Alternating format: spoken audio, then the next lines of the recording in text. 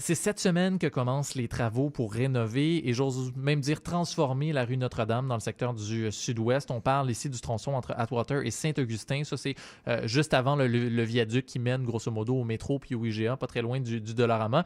Rénover une artère commerciale à Montréal, on le sait, dans la tête de beaucoup de monde, c'est devenu un peu un cauchemar. Hein? Dans la tête de beaucoup de résidents, de beaucoup de commerçants. C'est long, c'est bruyant et c'est souvent, a-t-on l'impression, à recommencer. On dirait que ça ne vaut pas toujours la peine non plus. Bref, c'est pour ça qu'on s'intéresse à la rénovation d'artères à Montréal. Il y en a beaucoup à dire. Qu'est-ce qu'on prévoit cette fois sur Notre-Dame? On en parle avec le maire de l'arrondissement, Benoît Doré, qui est avec nous en studio aujourd'hui. Monsieur Doré, bonjour. Bonjour. D'abord, qu'est-ce qu'on change sur Notre-Dame? Transformation extrême. Alors, on a beaucoup de pression, comme vous le disiez. À la Ville de Montréal, il y a beaucoup d'expériences malheureuses lorsqu'on a travaillé sur des artères commerciales. La Ville de Montréal veut justement changer ces pratiques-là. À l'arrondissement du Sud-Ouest, c'est sûr et certain qu'on ne voulait pas refaire à l'identique. Alors, c'est une transformation extrême. On va, bien sûr, la Ville-Centre refait les canalisations, là, les égouts et l'aqueduc. Il y aura des entrées au plomb, des choses comme ça. Mais une fois qu'on remet l'asphalte, là, ça ne ressemblera pas du tout à ce que c'est maintenant. Il va y avoir des avancées de trottoirs. Les intersections vont être surélevées. Autrement dit, là, c'est à 30 km chez nous, là, presque à 90 %. Mais encore là, c'est pas miraculeux. Hein? C'est pas parce qu'on met un panneau de signalisation que ça roule à 30. Si tu peux rouler à 50 souvent.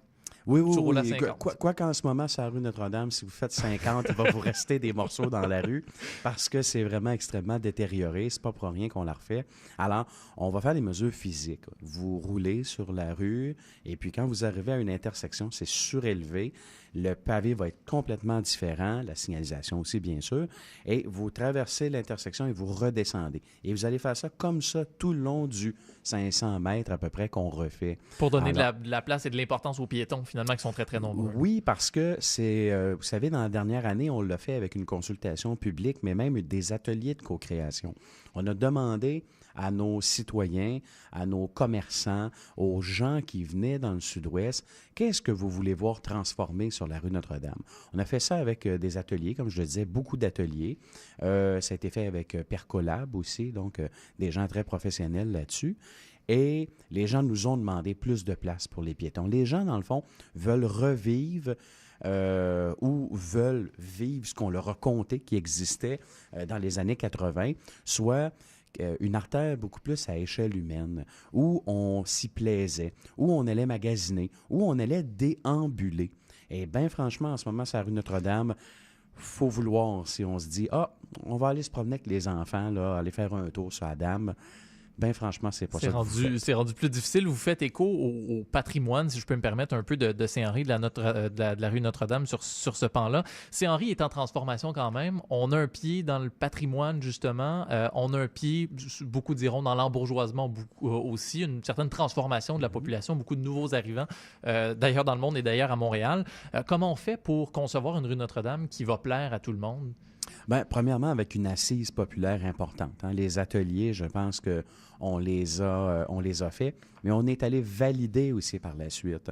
C'est important, quand on fait une consultation publique, d'aller valider nos choix. Alors, c'est ce qu'on a fait.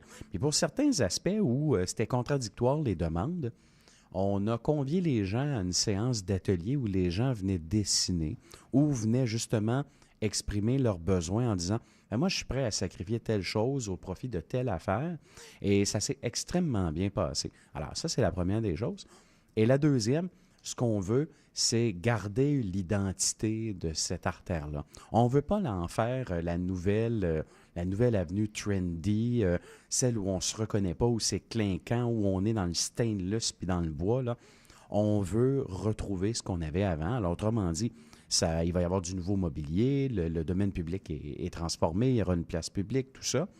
Mais on invite les gens à leur tour à transformer leur commerce, leur expérience dans le respect de toute la population. Celle qui était là, oui, de l'héritage. Évidemment, on le disait en ouverture, ça fait peur, les rénovations d'artères, parce qu'il y a eu beaucoup d'expériences malheureuses à Montréal. Vous avez dit, en annonçant le projet, que la rénovation se ferait par tronçon. Est-ce que c'est ce qui vous permet de dire que, dans ce cas-ci, ça ira bien et qu'il n'y en aura pas de réouverture éternelle et de retard éternel comme ça s'est vu ailleurs? Il ne faut pas voir la solution qu'on a par tronçon comme miraculeuse non plus. Hein. Ça pourra pas. Par tronçon, il n'en reste pas moins qu'il y aura des tronçons qui seront fermés et des commerçants qui vont se dire, ben là, moi, ça va être fermé pendant plusieurs mois. Ce qu'on veut faire... Donc ça, vous confirmez qu'il y a des commerces qui vont devoir fermer? Ben non, voyons, ce que je veux dire, c'est qu'il y a des craintes en ce moment. Des C'est craintes, sûr, voilà. les commerçants, quand ils voient les dernières années, ils se disent, mon Dieu Seigneur, comment je vais passer à travers ça? Alors, la première des choses, oui, par tronçon, mais deuxièmement, ce qu'on s'est entendu, en fait, puis le travail se fait là, quasi quotidiennement avec la Société de développement commercial Quartier du Canal, c'est que ce qu'on veut, c'est que l'expérience client soit là. Alors oui, il y aura des projets plus artistiques parce que c'est ce qui a été demandé. Il y aura du visuel, beaucoup plus que les commerces sont ouverts, là, comme on voit souvent. Moi, ça me fascine. C'est pas parce que vous voyez la pancarte, le panneau de signalisation que vous dites « Wow, ça a l'air le fun de passer à travers tous ces tuyaux-là. J'ai l'impression que la pépine va m'arracher un bras quand je vais passer trop près de la clôture. » Alors, on va faire vraiment différent. Et surtout, on va avoir un lien constant avec les commerçants puisque la Société de développement commercial Quartier du Canal va avoir quelqu'un chargé là, donc, de projet qui va être là auprès des commerçants. Et nous, on a dédié notre commissaire au développement économique avec eux. Alors bref, ce qu'on veut, maximiser l'achalandage. Et si vous maintenez l'achalandage, vous avez des occasions d'affaires. Alors, il faut maintenir le message que allez vous promener sur la rue Notre-Dame. Allez-y pour 1, pour 2, pour 3 commerces. Ça sera agréable. Donc, le chantier commence cette semaine. Ce sera prêt quand? Quand est-ce qu'on coupe le cordon? Ah, ça va prendre quelques... Le ruban, plutôt. Oui, c'est ça, un cordon. Ben, quoi qu'on pourra innover là aussi, avoir un cordon. Et puis, les travaux débutent cet automne. On reprend tout l'été prochain. Et par la suite, il y aura aussi une phase 2. Alors, tout ça a été bien expliqué. ladam.org, tous les détails sur ce site Internet. Benoît Doré, vous êtes maire de l'arrondissement du Sud-Ouest. Je vous remercie d'avoir été avec nous aujourd'hui. Toujours un plaisir. À bientôt.